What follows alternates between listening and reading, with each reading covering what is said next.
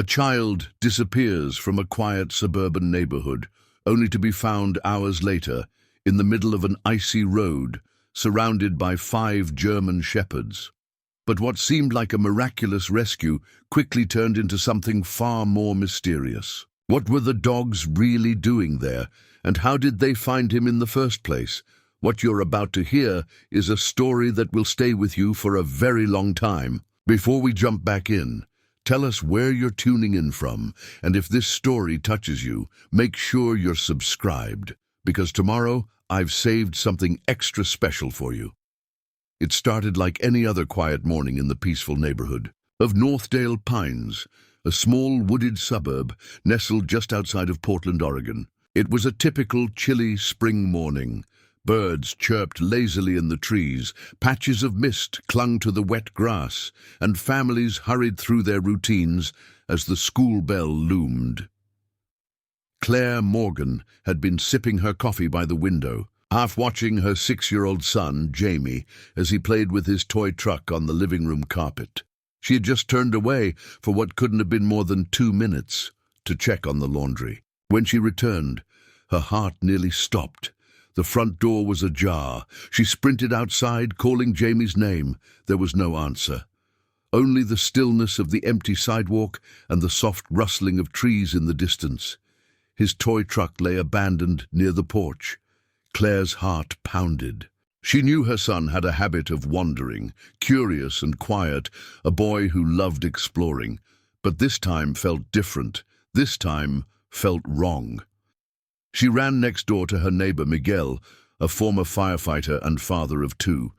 Without hesitation, he joined the search and dialed the local authorities. Within 15 minutes, the police were on scene, canvassing the streets. Residents stepped out from their homes, forming informal search teams, calling Jamie's name into the still morning air. But hour after hour passed, and there was no sign of the little boy. The woods that lined the outskirts of Northdale were thick and sprawling. Though not dangerous by reputation, they were vast enough to lose someone, especially a child unfamiliar with the paths and terrain. Panic began to take root. Meanwhile, miles away on the edge of the wooded trail system, David Langston was finishing his morning hike. A retired K-9 handler and military veteran, David had spent most of his life training and working with dogs. He had settled in Northdale 5 years ago with his 5 German shepherds, Ranger, Coda, Blitz, Sasha and Nova, each one a veteran of search and rescue operations. David lived a quiet life now, but he never let the dogs fall out of practice. Their instincts were sharp, their training second nature. He hadn't yet heard about the missing child, but that morning something unusual happened. The dogs began pacing erratically in the yard. Blitz, the most restless, whined and stared down the trail that led deep into the woods. Coda pawed at the gate. Then, without warning, all 5 dogs bolted. David was stunned. The gate had somehow nudged open, and the dogs tore down the trail like they were on a mission. David, alarmed but curious, grabbed his coat, whistled once, and ran after them. Back in Northdale, Claire sat on the curb outside her home, wrapped in a police officer's coat.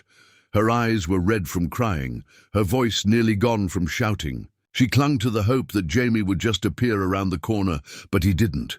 She looked up as Officer Mallory approached quietly and crouched beside her. "We've contacted K-9 units," he said gently. "But I need to ask, does Jamie have any familiarity with the woods nearby? Any favorite places, a hiding spot?" Claire shook her head. "No, he's never gone that far. He's afraid of the woods." Officer Mallory nodded, concern tightening the corners of his eyes. "We're doing everything we can." David ran for nearly half a mile before he heard it, faint crying, soft and barely audible.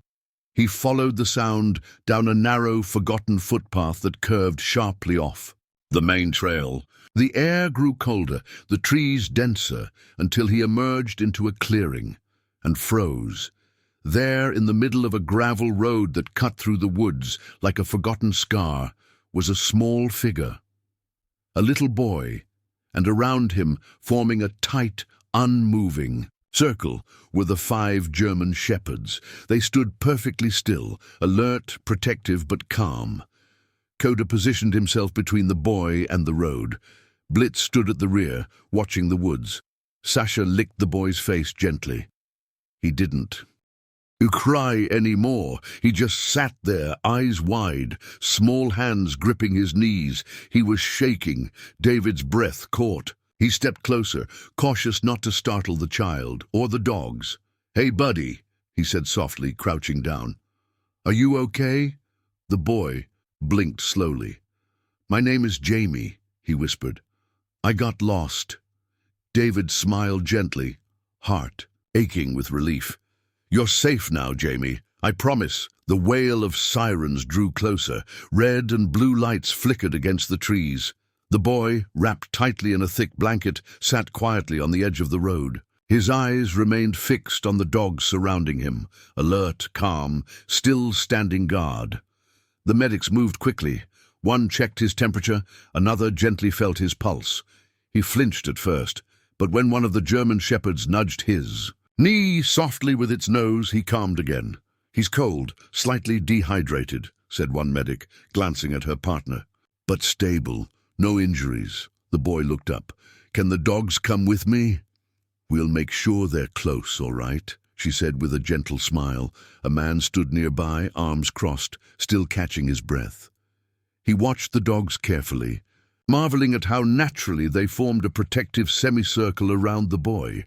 They didn't bark, they didn't growl, they simply stood between the child and the rest of the world. "I don't know how they knew," he said aloud, mostly to himself. One of the medics turned. "Are they trained search dogs?" He nodded slowly. "They are, but I didn't send them, they just went."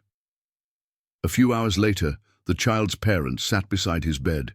His small hands clutched the edge of a cup of juice. His voice was quiet, eyes heavy from the sedative he'd been given earlier. "Did you mean to go into the woods, sweetheart?" his mother asked gently. He shook his head. "I saw a little animal. I followed it. I wanted to see where it went." His father frowned. "Did you try to come back?" "I did," he replied, "but the trees changed. I didn't know where I was." His mother's throat tightened. "You must have been so scared." He hesitated, then in a whisper, "I cried a lot." "What happened next?" "I sat down because I was tired, and then the dogs came." His father leaned forward. "And what did they do?" "They just stood there," he said. "One laid down next to me. It was warm. One licked my face when I started crying again." The mother covered her mouth with her hand, trying not to sob.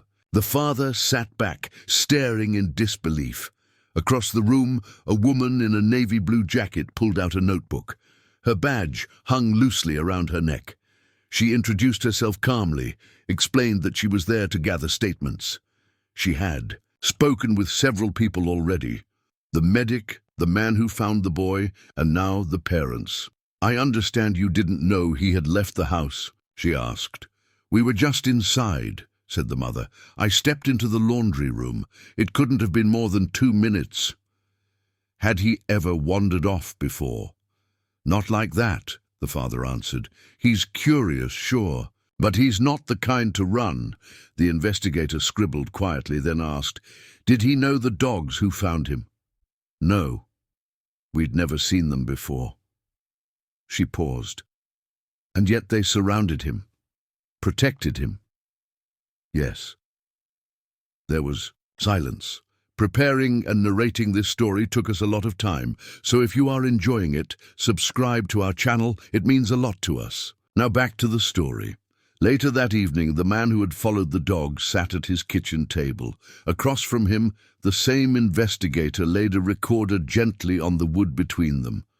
"So walk me through it again," she said. "You say the dogs ran off without command? I didn't call them. I didn't open the gate. They just bolted. What made you follow? They've never done that before. Not all of them. Not like that. Something was wrong. I could feel it." She glanced at the list of names. "These dogs, they're trained. Highly, all retired from search and rescue work. Some of them served in disaster zones. Could they have picked up a sound? A scent? Possibly, he said, shrugging. But from that distance, with no command, she narrowed her eyes. Have they ever reacted to an emergency without prompting before? He thought for a moment. Once, years ago, a hiker broke their leg in the mountains. The dogs locked onto the trail before I had any intel.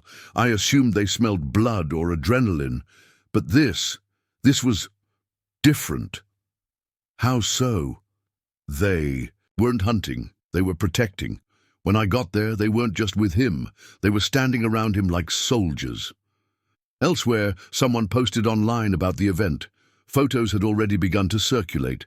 Grainy images of the dogs standing in formation around the boy, one lying beside him like a makeshift pillow. The story spread quickly. German shepherds find lost boy before search teams arrive. Canine heroes save child from freezing night alone. Comments flooded in.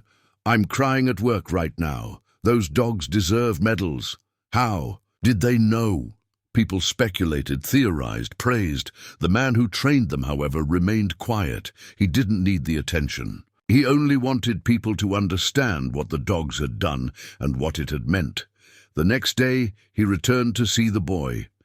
As he entered the room, one of the dogs followed him in, calm, gentle, ears forward. The child's eyes lit up the moment he saw her. That's the